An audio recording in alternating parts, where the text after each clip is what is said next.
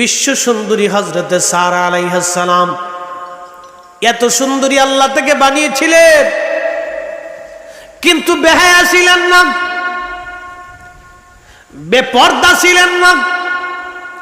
এত সুন্দরী ঘোষণা দিলেন ফিলিস্তিনের রাজা, আমার মেয়ে যাকে পছন্দ করবে আমি তার সঙ্গে আমার মেয়ের বিবাহ দিয়ে দিব। শুধু বিয়ে দিব না, রাজ্যের অর্ধেকটা আমি তার নামে দিয়ে দেব। বিয়ে করার জন্য যুবকরা আসছে, রাজা বাচ্চার ছেলেরা আসছে, রাজা বাচ্চারা আসছে, যুবরাজরা আসছে। 40 দিন পর্যন্ত হাজরতে আম্মা জান সারা দেখতেছেন, কিন্তু কোনো যুবক খুঁজে পান না।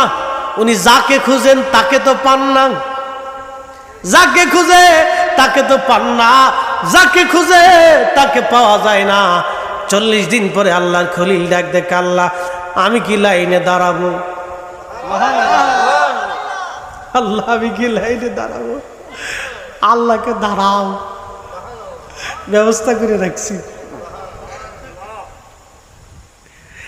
আল্লাহর খলিল পিছনে দাঁড়াইছে, জুব্বা সিরা, জুব্বা কি পাগড়ির ভিতরে ধুলাবালি। ইরাকের বাগদাদ থেকে ফিলিস্তিনে হেঁটে হেঁটে গেছে, মরুর রাস্তাগুলি অতিক্রম করেছে, ধুলাবালি। আল্লাহর খলিলের শরীর মুবারকে ধুলাবালি, পিছনের লাইনে মাথা নিচু করে দাঁড়ানো। রাজা বাচ্চার ছেলেরা কয়, দেখ মৌলভী সাহেব আইছে। কয় দেখছো কি, এই ফকিরেরও লোভ লাগছে, দেখ বেড়ার জুব্বা সিরা হেঁটাইছে, বাদশার মেয়ের বিয়ে করে লেগে দেখ পাগুলো একটা করাইছে।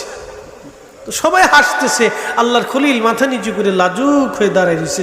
খলিলের সাথে কথা হয়েছে কার? আল্লাহ। টেলিফোনে কথা হয়েছে কার? আল্লাহ। আল্লাহ কয় দাঁড়াও, অসুবিধা নেই, ব্যবস্থা করে রাখছি। ও বাপ, আমরা গরিব হতে পারি, পয়সা করি না হতে পারি, কিচ্ছু নেই। আল্লাহর কসম, খুদার হুজুরে কারিমের সাথে যদি আমাদের প্রেমের সম্পর্ক থাকে তো জান্নাতে যাওয়ার জন্য এতটুকুনি যথেষ্ট, ঠিক না বেটি? আমাদের কোন আমল আছে?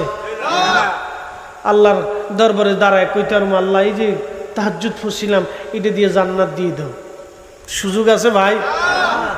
আল্লাহ কবে কি তা নামাজ পড়ছ, নামাজের সেজদার মধ্যে হইরে কইছো সুবহানাল্লাহ, আর চিন্তা করছো ব্যবসা বালা না,